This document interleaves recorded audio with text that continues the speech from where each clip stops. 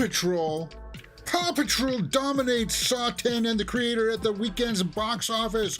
Welcome to Mirror Domains Movie News, your place for entertainment headlines. And indeed, this is a live news show for movie fans, where we talk about all the trending movie news headlines of the day, including Beyonce World Tour.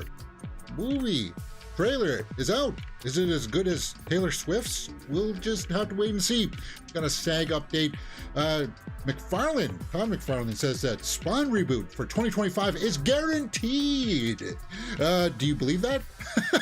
I sure no, I don't believe that at all. I can't. It's Monday, so we'll take a look at the weekend's box office report. But we start off today by looking at the October releases and what's going to be up there for most anticipated. Will it be a horror movie? Well, we are in the season. It's Halloween season, and we start off this month by looking at Exorcist Believer, David Gordon Green. Now, this comes out this week, guys, so yeah, if you're an Exorcist fan, I'm sure you'll be anticipating that one. Totally Killer also comes out this weekend, guys, on Prime Video. Basically, this, who is it? Shipka goes back in time. Kiernan Shipka goes back in time to solve a murder with her teenage mother, or something like that. It's like Back to the Future meets Happy Death Day. I think that's what they're going for. Seems harmless. Seems kind of fun, actually. Prime Video. So yeah, you'll have to check that one out. Pet Sematary Bloodlines also comes out. Early reviews for that one, though, have not been good, guys. I'm still going to watch it because I do like Pet Sematary as a property, and I want to see where it goes. I like the cast: David Duchovny, Henry Thomas, Pam Grier, yeah, Samantha Mathis. VHS 85 is going to be on Shudder, right? That's also October 6th. I think it's on Shudder. Yes, Shudder. I don't have Shudder. Maybe someday I'll get Shudder. Anthology movies. I would watch it if I had access to it, because I do like some of the other installments in the VHS franchise. It just so happens not everybody has access to these, man, and I think that'll come to the detriment of some of these films. Now, everybody will have access to Exorcist Believer because it's in theaters, and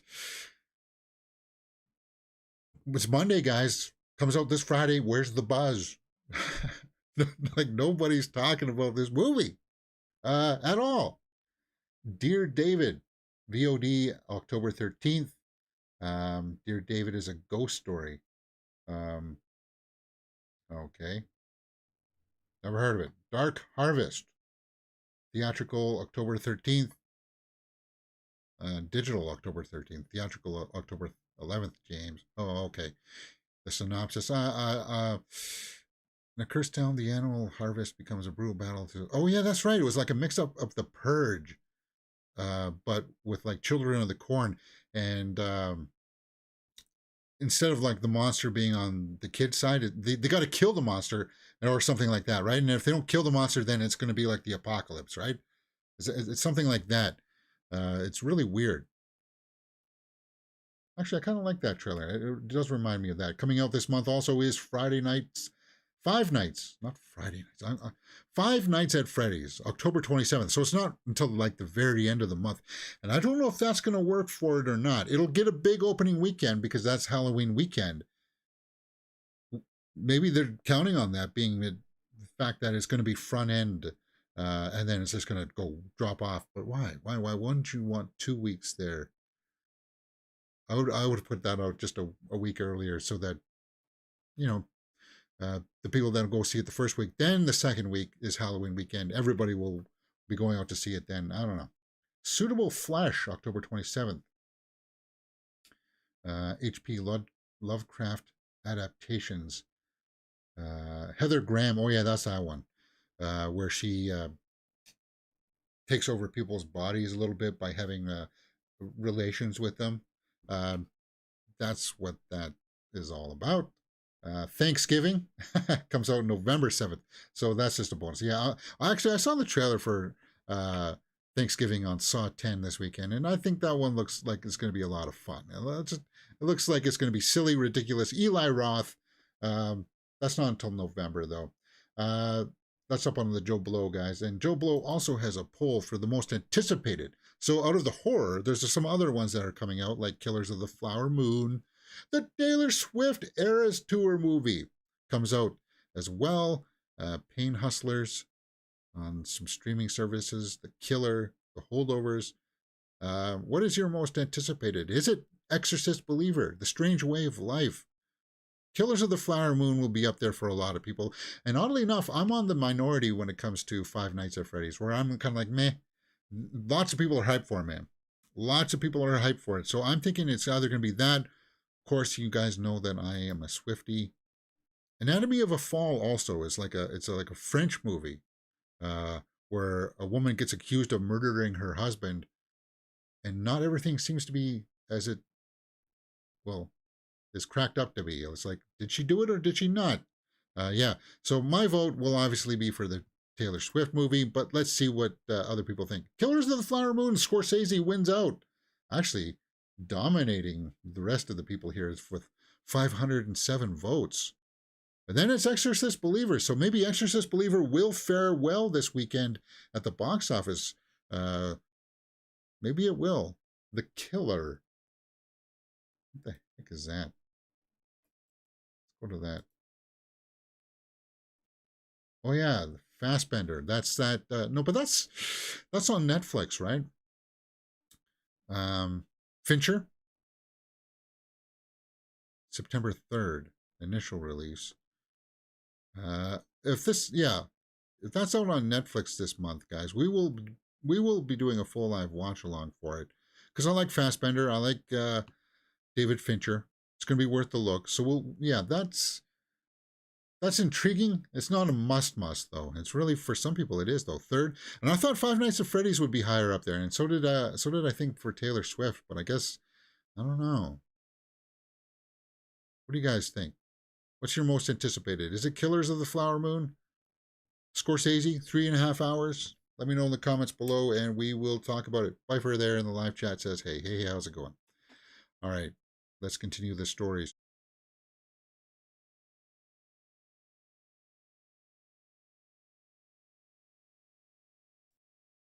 What the heck was that? Huh, strange. I'll have to fix that later. All right.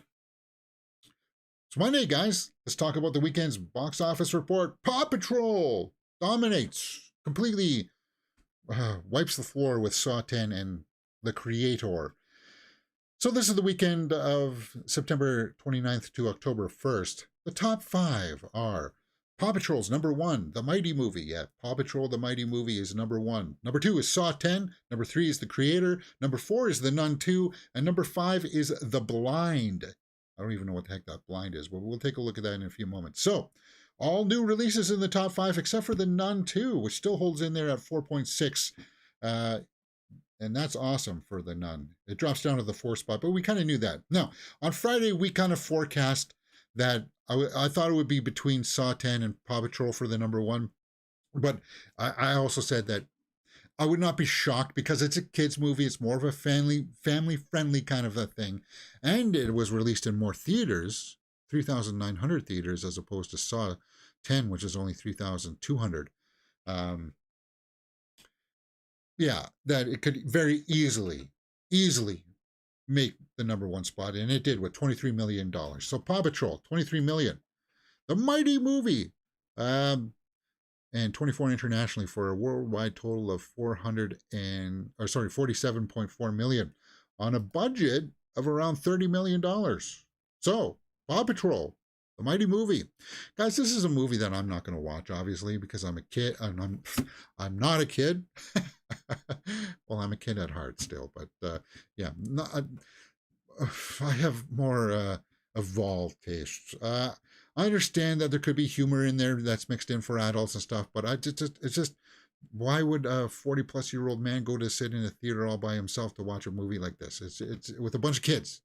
It just looks bad, and yeah, that's why I'm not going to be watching a movie like that. But have at it now. it's going to run into Exorcist Believer next weekend. Remember that Paw Patrol is going to have some drop off, but not as big as you would think because it's a kids movie, and I think it runs into Trolls next week as well. So Trolls might also have a impact on this as well. It wasn't that not in the October releases. I don't know. Can the Exorcist Believer make? Well, let's just take a look at Saw 10, a movie that people liked. Saw 10, 18 million domestically, 11 internationally, 29.3 worldwide on a budget around 13 million. Wow. So yeah, that's already in the red. It's already in the green, guys. That's clear. On a budget of 13 million. And that's how you make movies, guys. Small budgets, great concept. And people coming out of Saw 10, they liked it. Critics liked it. I liked it. It was just a great addition to the franchise that you thought would have been out of gas. That one of the things that you were worried about, at least I was that, guys, we've seen this before. Why are we going back to watch this again? But no, we haven't seen what's been going on with Saw 10. We haven't seen it from this angle before, and they reinvented the wheel with this one, and it's well earned. So Saw 10 making its money back, and it's going to have a little bit of longevity because it is October now, and if Exorcist Believer doesn't perform as well as they think, people, like from word of mouth, Saw 10 will still hang in there. Now, based on what Saw 10 made there with 18 million worldwide, do you think Exorcist Believer can also make around that? Because people came out liking Saw 10. People were a little bit hyped for Saw 10. 18 million. Or do you think that Exorcist Believer will be a little bit more like The Creator, around 14 million opening? I think it's going to be more like that, guys. I would expect Exorcist Believer to be around 14 million, which means if Paw Patrol doesn't take that big of a hit, I think Paw Patrol will still be number one. I think it'll go Paw Patrol next week, unless Trolls for some reason comes in. I don't know. And then Exorcist Believer, and then Saw 10 will be the top three. Creator will drop down to the fourth spot, and then whatever Blind is. No, Blind won't get much traction because what the heck is Blind? Pull that up, James. Blind is a long before film. Okay, so it's a faith-based movie about that guy. I don't like to talk about that guy because he's done some really, yeah, no. That's very niche. I don't expect that to go anywhere. So it's probably already capped out as how much it's going to be making there. It'll drop off the top spots there. Anything else here that's worth talking about before we take a look at the Creator? The Kill Room, yeah, 355 theaters. That's that Uma Thurman, Samuel L. Jackson movie. It'll get a wider release about a hitman, hit boss, and art dealer. Yeah. What else did open up here? Senior Falls, Carlos. I don't know anything more about that. But The Creator was the other new release this week, opening up with 14 million in the third spot domestically. So I like The Creator. Internationally, 18.3. Worldwide, 32.3 million worldwide on a budget of around 80 million. And that's good for a sci-fi movie. 80 million for a sci-fi, but 32 million worldwide. It sucks. That sucks because The Creator was a good movie, guys. I know it's not going to resonate with a whole bunch of people. It's a movie that is not wowing. It's not dazzling, in the sense that when you come out of it, you're not going to be going, "Oh my God, that is absolutely fantastic! You gotta go check it out." No, it's more of a movie where it's kind of like, "Wait a minute, did I like that? Well, that didn't really make a whole lot of sense. How did that happen?" But it's got a bunch of really cool stuff that happens in between it, where like there's funny moments in it, and because of that, I said that it was worth seeing, and it's definitely a better crafted film.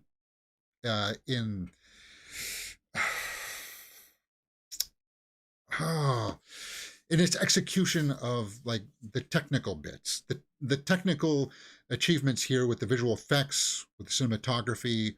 Um, it's first rate, first class. On that alone, you got to go check it out. Conceptually, as I said, I think it was just missing that one big revelation in it that would have made it truly hard hitting. It was like it was missing that 2001 Space Odyssey kind of ending where it's kind of like, wait, what? What? It's just like that kind of thing. Like if somehow they said that somehow um, he legitimately made her pregnant, a machine or something, a machine got pregnant or something like that. Like wait, what? How? A synthetic human? Yeah, but they already explored something like that with Blade Runner 2049. I don't know. Uh, we'll have to see. And it's a shame for Gareth Edwards, right? He directed Rogue One. There was that headline out there today as well. Director says there's much inaccuracy surrounding the making of Star Wars prequel Rogue One. We all worked together until the entire last minute. So the reports of Tony Gilroy coming in and taking it away from him to shoot everything is maybe not all that it's cracked up to be. Tony Gilroy said that, but Tony, like the way that he said that rubbed me the wrong way. Like he's like, "Ooh, I'm saving this movie," and a lot of people jumped on board with that. They did. The very last thing we filmed in the pickup shoot was the Darth Vader corridor scene, Edwards said. I did all that stuff. So Edwards did the Vader stuff that a lot of people passed off on Gilroy. So I trust Gareth Edwards a lot more than I would Gilroy right now. And I know a lot of people are really hyped up on him, thinking that he's some kind of savior, but it's kind of like Gareth Edwards, he seems like a real mensch, right? Despite everything that's going on behind the scenes there, he says, I got to make a Star Wars movie film. I won the lottery in that sense. The idea of someone as privileged as me in any way implying that it was anything other than that amazing experience that it was to some extent, like, I don't have any empathy for that person, and I don't want to be that person either. So he's very humbled by it. He's still playing the game as well as it sounds like he did, right? Kathleen Kennedy says, well, Ryan Johnson was such a pleasure to work with. It would be nice if she came out and said Gareth Edwards was also, because I think Rogue One collectively, out of the movies that we've gotten so far, the 5 Disney Star Wars, most people agree that Rogue One is the best, the better crafted one. And I would have preferred to see Edwards' cut of it, for sure. Anyway, creator coming in at the 3rd spot. It's kind of a bummer. It truly is. It's going to be hard pressed unless it opens up in China and maybe Japan can save this a little bit. I'm hoping the good word of mouth. It's the length of it too doesn't help. It's 2 hours and 13 minutes, and there are points in it where, at least upon the first viewing, because it doesn't have that big wow factor to it, it's tough. And we know that sci-fi movies can make it, guys. We know that they can make billions. Avatar, The Way of Water, and Avatar prove that. They prove that they can make that kind of cheddar. Yeah, so that's the box office, guys. Anatomy of a Fall has 98%. That comes out this month. That's the one where the husband gets killed and the wife is the suspect. We just talked about that one. But that's pretty much the weekend of September 29th to October 1st, weekend 39 of 2023, guys. Any big surprises there? Anything that makes you go, ooh, wow? It's good for Saw, not so good for the creator, and we'll have to wait and to see exactly how Exorcist Believer fares this weekend. So, guys, if you like this kind of thing, if you like my ranked videos of how well I do and stuff, and why is that like that, James? That's the old bar. Oh my God, that's the old, what the? Oh, I know, I plugged in my other computer the other day and it must have uploaded that to the cloud. I gotta tell my other computer not to do that. Okay, so yeah, they're my other social media handles. And I implore you to go check out those banners. How about now? Is that, oops. No, gotta refresh the banners, James.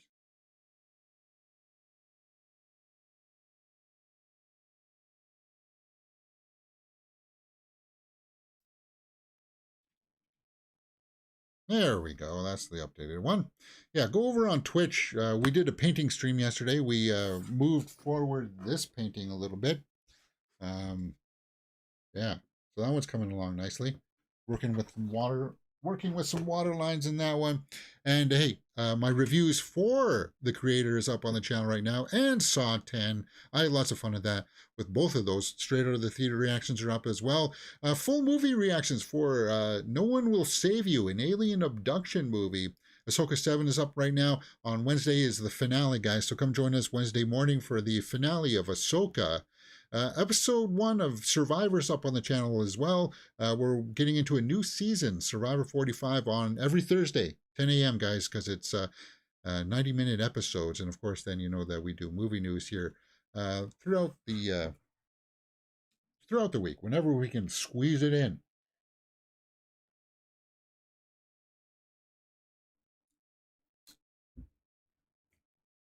Yeah. Yeah, no, I'm getting rid of Twitter. I hope that Twitter is almost done. It's yeah. All right. Let's move on. Leave the World Behind dropped a new trailer this morning. It's going to be on Netflix. Are you a Julia Roberts fan? Leave the World Behind. Rated R. No poster yet. Shocking that there's no poster. Family drama based on the upcoming novel by Uruman Alam. Sam Esmail directs. Now, it's the cast that caught my eye. Julia Roberts, Mahershala Ali, and Ethan Hawke is in this. Fascinating. Now, and Kevin Bacon shows up in this trailer. So I wish they put the synopsis here, guys. What it's about, it's like a doomsday scenario kind of thing. And that caught my eye. Basically, it's kind of like The Purge, where people are in this house, and then Mahershala Ali shows up saying, "Hey, can you help me? There's some kind of a situation going on outside that we're unsure exactly what's happening, but it seems like the sky's falling, power's going out, it's intermittent, craziness is happening." So I think people start to hoard stuff and trying to get ready for the impending apocalypse. And it's kind of like people are starting to group up to deal with this situation. Cyber attack. Oh, yeah. Okay, so there you go. It's some kind of a cyber attack that shuts down everything. And that's a scary thing that could happen. And I think it should happen. James, wait, are you advocating for some kind of a catastrophic event? I don't know if it would be catastrophic. It would be, yes. It would be if everybody, if all power went out and everybody's lines of credits just went all down to zero. You couldn't take out money from the bank. Your houses didn't have power. You couldn't flush toilets or anything like that. I think a lot of people would just die because they just don't want to put up with what it takes to learn to take care of yourself like that. But I think also it would be kind of like a reckoning of, hey, you know what? Life can be a whole lot better if we just put these down. But James, I love my phone. I am my phone. It's like, yeah, that's the mentality, though. That's what I'm talking about. Just to reaffirm that we're humans. I like contact with other humans and talk with other people. But anyway, Ethan Hawke is in this as well, and I think the cinematography here. I want to show you the cinematography. I'm not going to watch the entire trailer, just because, yeah, I don't want the strike. But they put the camera there, and there's some kind of a tornado, reddish kind of tornado. Is there some bioweapon that gets released as well?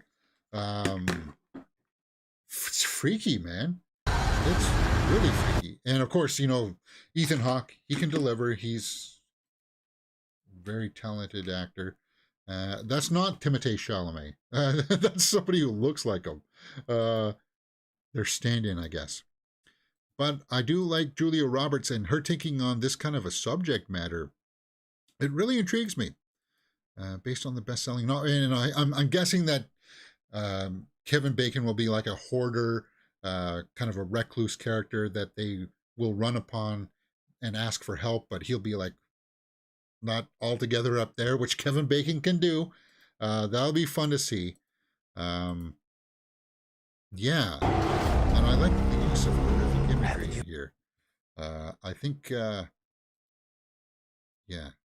Kevin Bacon. What does he say there? On what's going on out there. We've all been deserted. Yeah. It's like, wow, I like that stuff.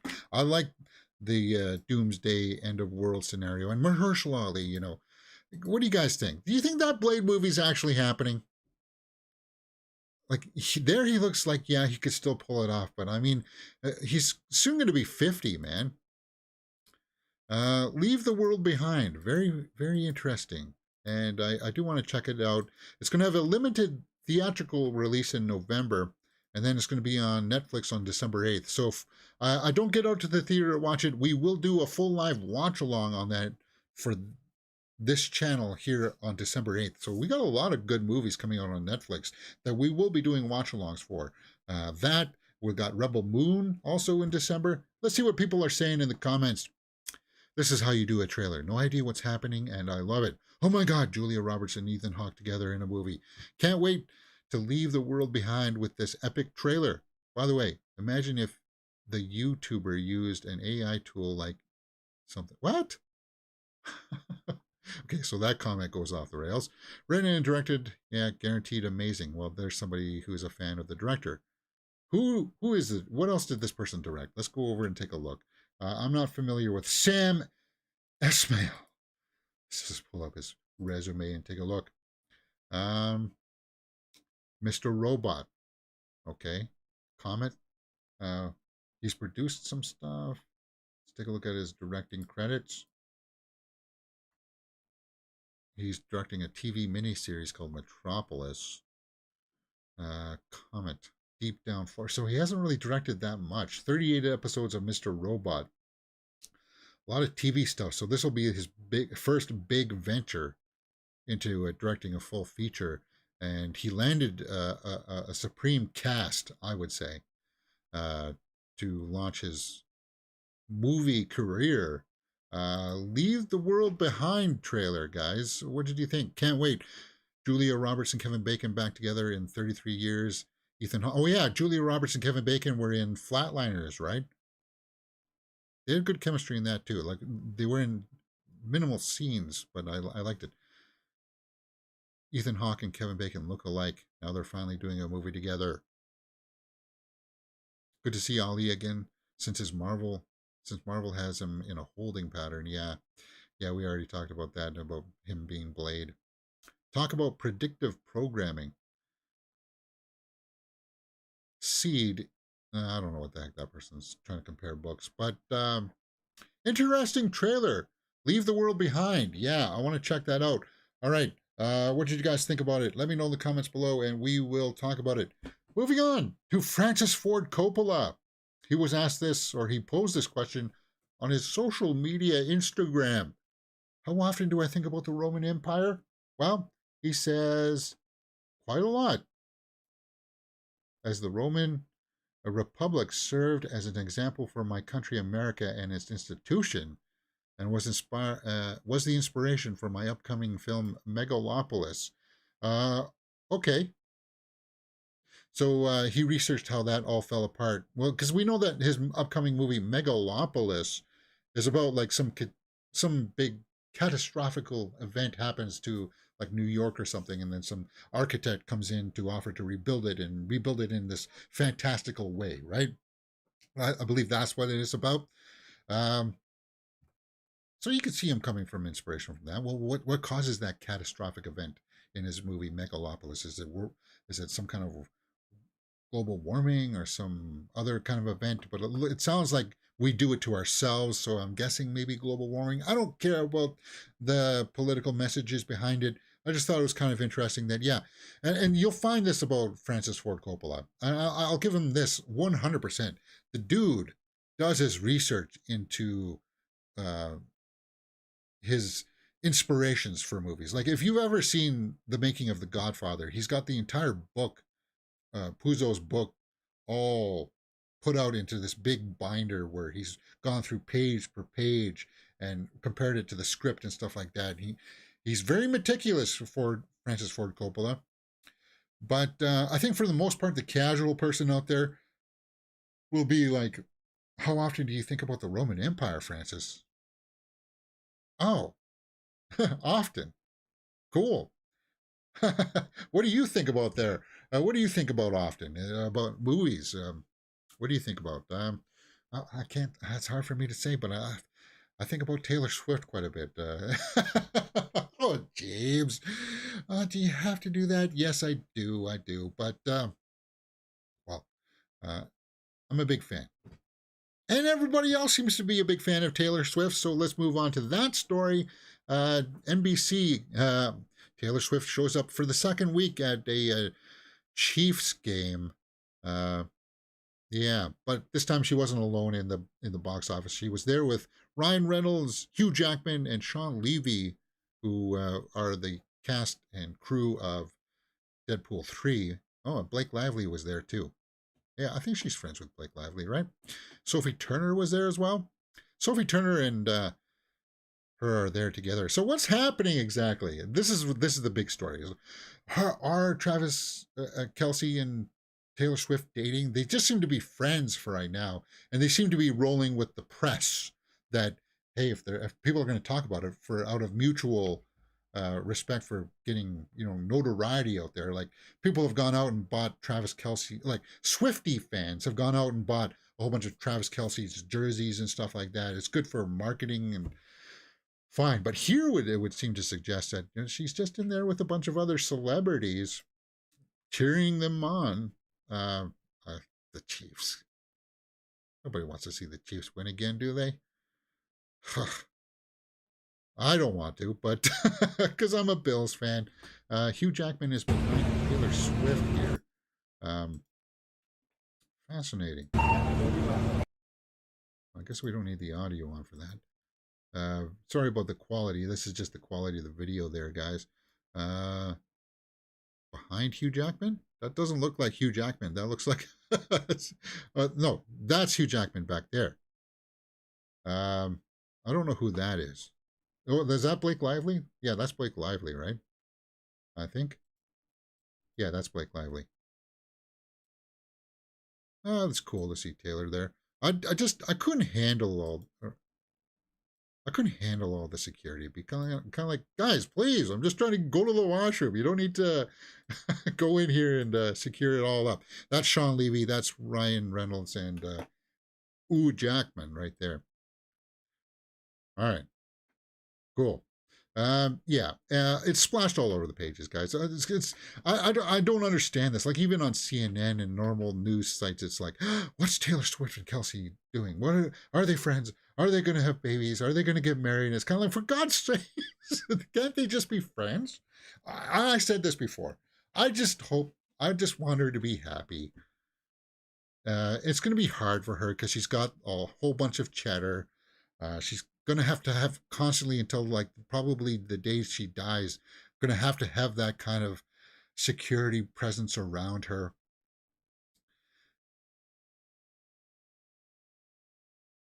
It's kind of going to be kind of like, do you want to have that in your life, Travis? Because Travis Kelce won't have to. Yeah, he's won the Super Bowl twice. He's going to be probably a Hall of Famer in the NFL. But he's not going to have the security, right? It's not the fame. It's not the same kind of fame level, right?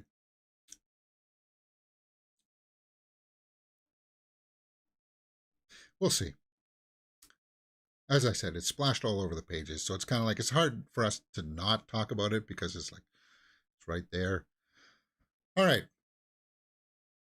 Beyonce is in the news, talking about Taylor Swift Eras Tour movie that's coming out. Well, Beyonce has her own concert film called Renaissance, and they released the trailer for it uh, during that game last night, and it's due to hit theaters December 1st. So, concert doc. Now, are you about? No, here's the thing. Yeah, these movies can potentially do well, but Beyonce's not as big as Taylor. And a lot of it has to do, she doesn't seem as accessible. Um, I'm sure, I'll tell you this, I think Beyonce's definitely has more talent when it comes to vocal range and stuff. But James, I thought you were a Swiftie. Well, I think she's got more command of it. Yeah, the more I hear of Taylor's later works, it's a lot of her just talking, singing in that range. You don't hear a lot of her really stretching for it. Well, I don't know, but anyway, um, Beyonce also has her fans. So Renaissance, a film by Beyonce, accentuates her journey for the Renaissance World Tour. So, it's got 1.9 million views on her Instagram. Um, you don't need to compare it to Tay Tay. It'll have its own audience. People will go out and see it. It's something that, well, we just have to be cognizant of it because we are part of this, right? We are part of the movie industry, movie world. Byford in the live chat says, imagine Swiftie marries a movie YouTuber. Yeah, I don't see that happening either. Be like, oh, wait, who's this guy talking about movies? He seems to be quite knowledgeable. And he's not over the top. He doesn't beat you over the head with political messages. He doesn't appeal to the outrage culture. He seems actually kind of boring. No, I don't know. No, I don't see that happening. If her and I were to ever meet, though, I think it would be because I would have to eventually move on from this and start devoting a lot of my daytime hours to crafting stories and actually starting to film stuff on my own. And then getting notoriety like that, going into actually making movies. And we would meet, like, say, at a TIFF or something, and it'd be just like, oh, hey, Taylor. Hi, Taylor. I'm promoting my movie. I see you promoting one of your new movies. Cool. You want to step out for a Subway sandwich? I'm buying. I hear they have got a good meatball. Anyway, yeah, that's probably how it would go. It's not going to happen. But I do want to write more. And I am thinking about doing something later tonight. And I don't know if it's going to be on Twitch or here. But I want to go through a writing exercise with you guys about writing a movie. And I was thinking about, you know, how well, we're going to talk about some of the horror headlines here in a minute. But I actually want to go through the writing process. We'll go through the story circle and craft out an outline for like a Halloween movie or something. Something very basic. And to show you guys, it's not as easy as you think it is. Yeah, the story may cohesively make sense in the end, but is it going to be entertaining enough for people to go and watch? And I also want to do it as a demonstration that not everything has to be planned out as this big, grandiose 2.5 hour, 3 hour epic movie kind of thing. That if you think small and concise, like a Saw 10 or something like that, then it's doable, it's filmable, and stories should not take years to craft. Refine and hone, maybe, but like the base story, no. Yeah. Anyway, it's just a thought. And if that works, what we'll do, like I was hoping for it to be like maybe an hour and a half session. And if it works, then we'll open up the door for that, where we'll just say, okay, guys, today we're going to write the sequel to Barbie. And we'll put up polls for you guys to vote. What movie should we write next? Or at least outline and treatment for. Anyway, nobody's filming movies until the actors come off their strike. Let's talk about that. AI residual and minimum on the table as SAG after a strike holds first contract talks since strike began. So this Monday is when they were supposed to meet again, right? Come back together and have a talk. And I'm guessing they're back talking because the writers just wrapped up their strike, and we've seen a lot of the late night talk shows come back. So actors, they need to get back, and hopefully this morning when they talk about the AI stuff, that's where it's kind of like the studios want to have like your image, your likeness. Um, if you star in this movie, they've got your likeness forever, and so that they can program it into a computer and make your face do things that you didn't do. And I think it's perfectly fine for an actor to say, no, we're taking that clause out. You don't get to use my face for anything other than what this movie was for. Um, yeah, I'm on for sequels, but it's kind of like you have to have a minimum amount of time of me actually in front of the camera doing the actual script and dialogue and stuff. You just can't say, well, yeah, you were in the first movie. It'll cost you a lot to bring you back for the second movie, but because of AI techniques, we don't need you anymore, right? You don't want that to happen. That's what I'm talking about here. Is that because they have your likeness, they don't really need you anymore for the second film or pickups or anything like that, right? So those concerns will be addressed. Hopefully, they'll get it all worked out. There'll be some other things in the background that will influence uh, these factors, like in California, I guess the governor there vetoed a bill giving unemployment benefits to workers on strike. So if you were on strike and you were hopefully getting unemployment checks, well, it looks like that's not going to happen anymore. So there are some collateral things going on the outskirts, on the wings of this, some political things that will pressure people to get back to work. And this mostly does impact the smaller people. It doesn't impact the big people that are already 100 millionaires like Ryan Reynolds. It doesn't impact those people. It mostly impacts the smaller people. So I'm hoping that the talks go well today. If anything else comes out later on today, like they settle something out, it'll be breaking news, and we'll talk about it on tomorrow's show. But I'm hoping common sense prevails. I hope so. We'll keep our eye on it.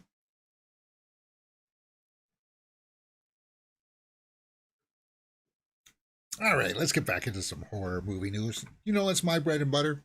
I love horror. Horror is my bag. I dig it, man. Spawn reboot will release in 2025, Jason Blum declares. So it's not Todd McFarlane, James. It's Jason Blum. Oh, well, we know McFarlane was behind this and he's been driving this thing, right? Jason Blum has asserted the long-awaited Spawn reboot will land in theaters in 2025. So that'll be music to Todd McFarlane's ears. Blumhouse is confident that Spawn reboot will hit theaters. Well, yeah, despite the strikes and stuff. The original plan was to create a low-budget horror movie has changed due to the addition of multiple A-list actors. Well, Jamie Foxx is going to be playing Spawn, right? Uh, maybe. Spawn creator Tom McFarlane is planning to expand the Spawn universe into a shared cinematic universe. I don't know if that's a good thing or a bad thing. It could be very much a bad thing.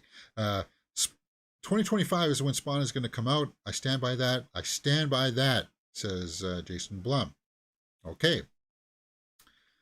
And then, we talked about this last week that McFarlane came out and said that, he's got to finish like the last,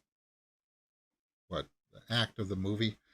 My original plan has gotten tripped up a bit. You'll deal with that a lot given Hollywood. None of that should be surprising, but you start bringing on A-list people, and we're bringing on A-list people, not just one, but multiple A-list, and it's going to continue to grow. What they're not going to want to do is a cheap, low-budget movie with all these big-name people in it. That's not why they're signing up. They're not looking for a big extravaganza, but they're also not looking for an $8 million horror budget. What does the budget have to do with anything? If it's all about the script, and like, if the script doesn't call for it to be $40 million, Why does it have to cost $40 million if the script doesn't call for that? Oh, we'll put a whole bunch of money into trailer cities. We'll put a whole bunch of movie into visual effects. We'll expand it and make it look grandiose with CGI. It's like, no, why? I don't, dude. Blum, you know better. You know this, Blum. Making smaller budget movies was your bread and butter. So what the heck are you talking about? There's no shame in, like, a lot of people look at Blum's Invisible Man movie for $7 million as like that's something that you should be aspiring for. And what do you mean A-list people? Are you saying that Aldous Hodge in that and the girl that was in it are not big enough actors to warrant a much more of a bigger budget? I like The Invisible Man. Well, so what's this cinematic universe thing? Was Spawn part of a cinematic universe? Imagine Comics and the Spawn comic book are celebrating 30th anniversary this year, so I've got well over 300 characters in my universe. Again, they're not all equal to Spawn, but they exist. Do I think there's a way to branch out from Spawn into the Spawn universe? Yes. As long as he doesn't turn into a couch like in your original script, Todd McFarlane. As long as we get to see Spawn. Because McFarlane wanted to hide Spawn. He didn't want to show him. It was like, what? Why? The expansion has begun with my characters, and there's a natural progression that could go into Hollywood. The answer is yes. But just concentrate on the first movie. It's got to be good. Make a cohesive narrative that people can latch onto. And as I said, the basic outline, grid of a movie should not be that hard to put together. Adding on the nuance and things in there, yes. Refining it, crafting it, honing it down does take a little bit more time. But like the basic grid of here's the basic thing that happens in it. Spawn's there. We get to see Spawn created. There's a bad guy that Spawn wants some kind of, maybe he wants revenge on. He gets revenge in the end of the movie, and that's pretty much what happens in the first Spawn movie. How do you punch that up, though? You add in little details and some nuances in there to hone it down. You make it tight. You add in a little bit of levity. What else can you do? You work on how it's going to look. You work on the aesthetic. Work on the dialogue. Make that dialogue pop. That's what I say. All right. Bifer says, can we have a horror movie with a male lead from Himalayans? Maybe. Country of Bhutan? I don't know. That's such a request that I don't think has ever happened. Ever. There are Bhutan actors out there. Kelly Dojery. And I'm sure they've acted in films. Top 10 Bhutanese male actors. Ooh, I don't want that. Now I'm going to get men on my Pinterest page. Guys, I don't like to see, there's a few things I don't tolerate on my Pinterest page. That's any members of the Kardashians. I don't tolerate men on my Pinterest page. Yeah. Anyway. James, that's so crass. That's so disgusting. Ew. Hey, it's just what I like to see on my Pinterest page when I want to see things that I'm interested in. Anyway, next. Friday the 13th. From Blumhouse. Again with Blumhouse. 2 Blumhouse stories. Friday the 13th is a dream project for Blumhouse, which hadn't made a movie in well over a decade. And we need to get Jason back. Maybe that's what we should do. We'll write the reboot for Friday the 13th tonight. Yeah, why not? I already got a little bit of a treatment put together from that, so we can expand on that maybe. Okay, so speaking with Inverse, Blumhouse producer Ryan Turek said the Friday the 13th movie is in the studio's crosshair. So it's, yeah, they don't have the rights for it.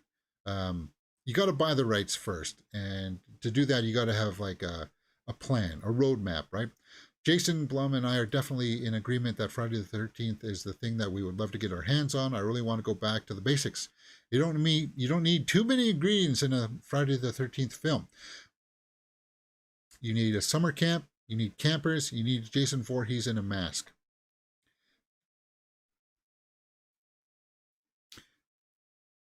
Yeah, it's simple. But how would you change? Like, we've seen it. Other than an updated version on it with newer, younger cast, how is it going to be different? You got to add a different angle to it. And I would say maybe take it from the point of view of Jason, like they did with Saw 10. Take it from, like Saw 10 took it from John Kramer, the Jigsaw Killer's point of view. Take it from Jason's point of view. Traditionally, the stories would open up with the kids, and we would learn all about the kids coming to the camp. Make it feel like the kids are intruders on Jason's space, on his territory. See it from all his perspective. That's the way I would do it. Maybe we'll expand on that later tonight as well. Yeah, because that's what we're doing. We're rewriting the Friday the 13th franchise. And I'm going to add some things to it that you guys may find shocking, because I'm going to conceive of it as a trilogy of monster versus monster, where it'll be directed towards a Freddy versus Jason versus Michael Myers movie. Wow, that'll be interesting. All right, yeah. Listen, I've got. Obviously, we couldn't make that movie because of all the rights, guys. But hey, we're just writing stuff. We can let our minds go wherever, right? Anyway, listen, I've gone on the record saying Halloween is the ultimate slasher film for me. Yeah, so Blum had his Halloween trilogy. He bought the rights for Halloween, and that's how we got the David Gordon Green project, 3 films. And now he wants to try to do it with his Friday the 13th. I say, why not? Go for it, man. See what you can do. Just don't bring in Jason's dad.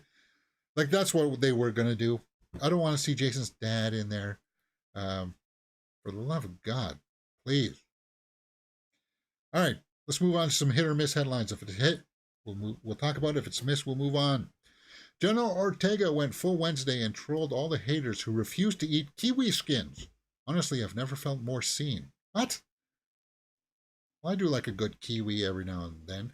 I tried, one of my friends in high school, he used to eat the skin. I tried it. It's very bitter to start. And I know there's like a lot of nutrients in there. It's just kind of like, it's not that good. So on her social media, she ate the skin of a kiwi. Good for her. This week, posted Instagram stories about a kiwi she was eating. I've seen kiwis sliced on breakfast buffets. What I like to do is just cut it in half, take a spoon and just scoop it out like that. That's the way I do it. Actually, now I'm in the mood for a kiwi. Jenna Ortega eating a kiwi. I'm sure we've all seen. What the bloody hell? Yeah, I need a new mouse. It's being insolent. I don't follow her on social media, so we'll see. Next, Russell Brand facing second police investigation in the UK. Yeah, now, guys, when the first accusations came out, I said, guys, it's just accusations. See where it goes. And a lot of people out there started posting, "Oh, he's innocent. It's just a hit piece. They're just trying to cancel him." And it's like, guys, be careful first. Just be careful. You don't want to come out and post all these "he's innocent" videos before he's had his day in court, and then you are left with all these videos online of you saying he's innocent if he gets proven guilty, right? because it just looks bad. I agree that the timing of this, it looks bad, but whatever. Hey, um, these are serious accusations, and they got to be investigated. Harassment and stalking. I've said my piece about that. Let's move on. Star Trek 4 original writer reveals she's no longer attached. Guys, Lindsay Anderson Beer confirms that she's no longer a part of the Star Trek 4 team. J.J. Abrams, guys, no, we got to be done with this. It's done. It's cooked. It's done. The Abrams verse of Star Trek should be done, because I don't want to see a recast Chekhov. I don't want to hear that they've written Chekhov out because Anton Yelchin is done. You've got your 3 movies. You got your trilogy. Let it die. Plus, Star Trek is not... To bring back Pine and that cast would cost the cheddar. That's what costs movies most these days. And you don't need to for a Star Trek movie. You don't have to. So, yeah, that doesn't surprise me. She said, I wrote a couple of drafts of that before I had to leave for Pet Sematary, and it was originally the seed of that idea came to JJ himself, who's such a creative, generous person, and it was amazing collaborating with him. And it was sad to leave our Zoom sessions to focus on Pet Sematary Bloodlines, but this was my baby, so I had to prioritize. So, yeah, Star Trek 4. I don't really want to see another one, personally. I don't. But, yeah. No, I don't want to see another one. All right. That's pretty much all I got for today, guys. 11:26. Let's go over to the Twitterverse and see if we've missed out on anything. Loki returns Tuesday at 6 p.m. on Disney+. Oh, is Loki debuting this week? Well, that'll be the talk of the town for some people. It's not for me, though. I'm off the Loki train. I just, yeah. I'm not going to, yeah. New teaser for Strange Way of Life. Pedro Pascal and Ethan Hawke. Ooh, Ethan Hawke is in a couple of movies, yeah. Well, he's just in that movie that we saw, Leave the World Behind, and now he's in also Strange Way of Life with Pedro Pascal. They are lovers, right? In it's kind of like a Western, post-Western town or something like that. I don't know. Zendaya in Paris. Cool. Gotta give that the old thumbs up. We do like Zendaya here. Saoirse Ronan. We do like her too. Great actress. We don't see her enough though.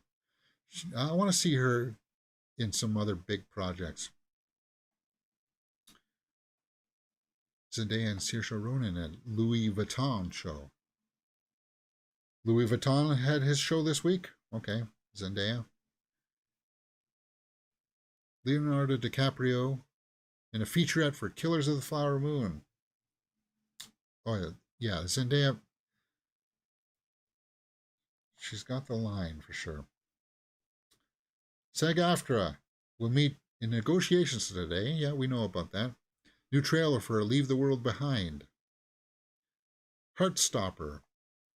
The Mo is Calling. What the heck? Movember. Oh, yeah. That's not for another month, guys. Renaissance trailer for Beyonce. Certain way. We make love.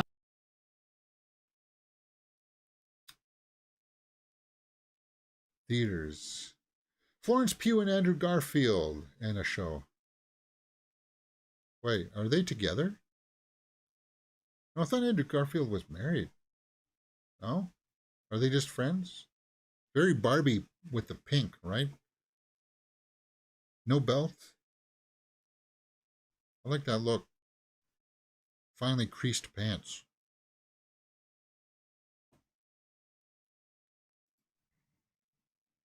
That's cool. Let's just quickly Google Andrew Garfield. It's a good pairing. I got nothing wrong with that. Emma Stone called her ex-boyfriend a jerk? What?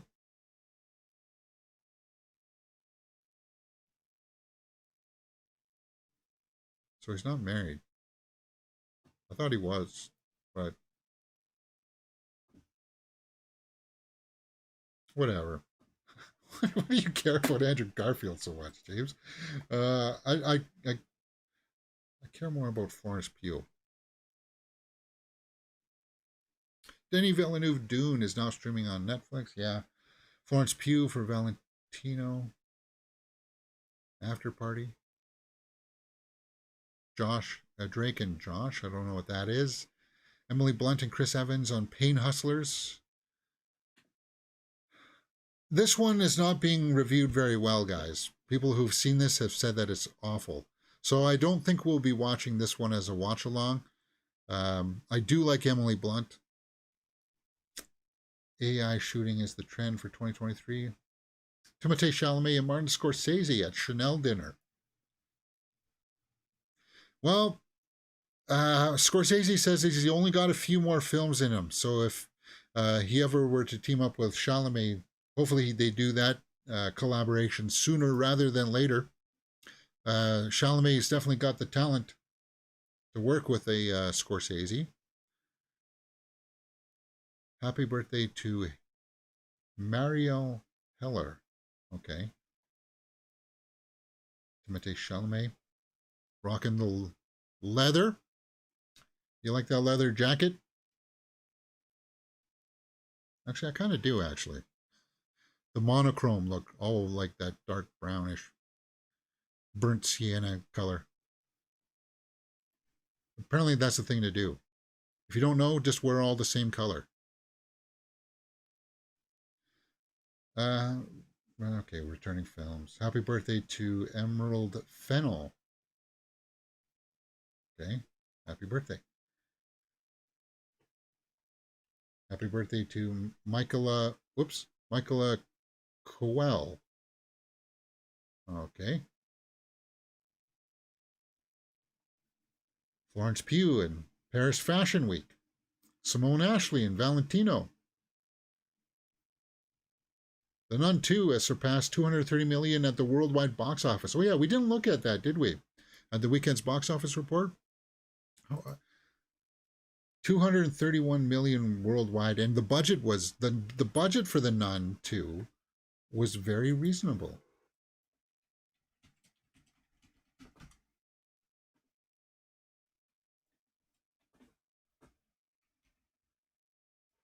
Was 38 million. Nun 2, 38 million.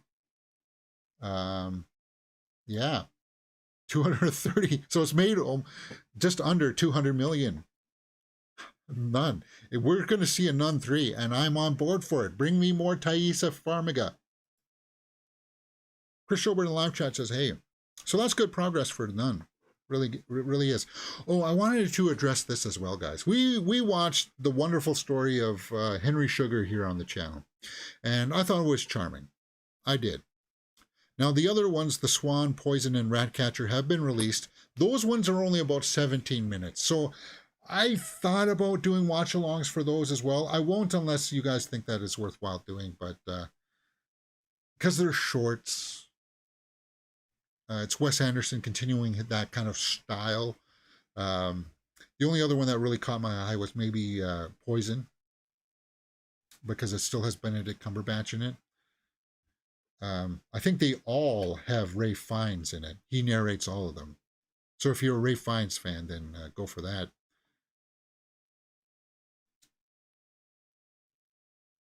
Penn Bagley?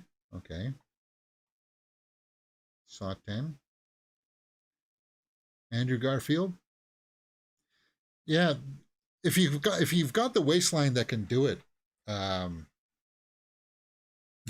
yeah, you don't need the belt. And I understand that it's like, I'm guessing they don't wear the belt because then it doesn't highlight how skinny his waist is. So it's an opposite problem, right? I've got too much around the midsection. I need the belt. Otherwise my pants would fall off. And nobody wants to see that. What's that?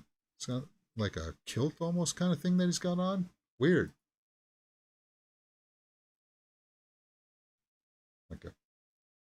like a pants kilt. Fascinating.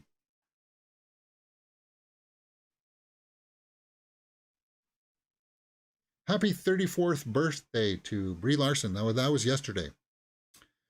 Oh, happy birthday, Brie Larson. Sorry for saying that one day late. Happy 88th to Julie Andrews on the weekend. There's Timothée Chalamet with his brown leather jacket. Maybe I need to get a leather jacket. I don't want a good leather jacket. Of course, mine would be black. Florence Pugh. Yeah, no, with her, I don't know if I should be zooming in or not because sometimes she wears see-through stuff. And I don't want to get a slap on the wrists.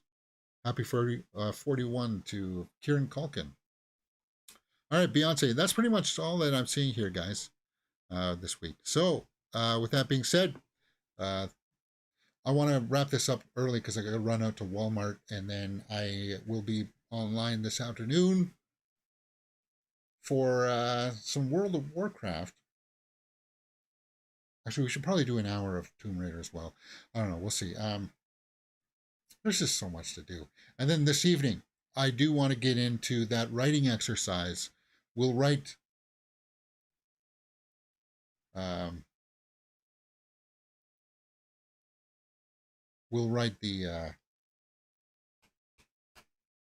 Friday the 13th. I went to see Saw 10 and Haunting in Venice. I really enjoyed them, James. What do you think they'll make? Oh yeah, they're making a Saw 11 for sure.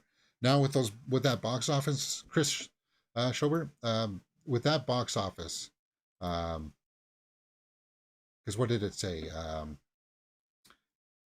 29.3 worldwide on the budget of 13, and then Saw 11 is going to cost around 13 million to produce as well. So it's kind of like, yes, that's a thumbs up. It's a quick turnaround, easily profitable. That's printing money. Of course they will. And bring back Tobin Bell. Use Tobin Bell while he's around, guys. I saw the producer saying that, yeah, it was a big mistake to kill him off in the third movie, right? But there's ways. They found a way to work him back in. And it could be a mixture of it being prequel, like they did for Saw 10 and Jigsaw. Jigsaw was a prequel. I like that reveal at the end of Jigsaw. Like Jigsaw the movie, where this was in the past. I didn't realize that. Fascinating. Yeah. Good stuff. Good stuff coming from the Saw universe. All right, guys, I'm going to go have my breakfast, and I'll see you guys back later this afternoon on Twitch for some video games. And then later tonight on YouTube for the writing of my version of what a Friday the 13th movie should be. It'll be lots of fun. See you next time on Mirror Domains.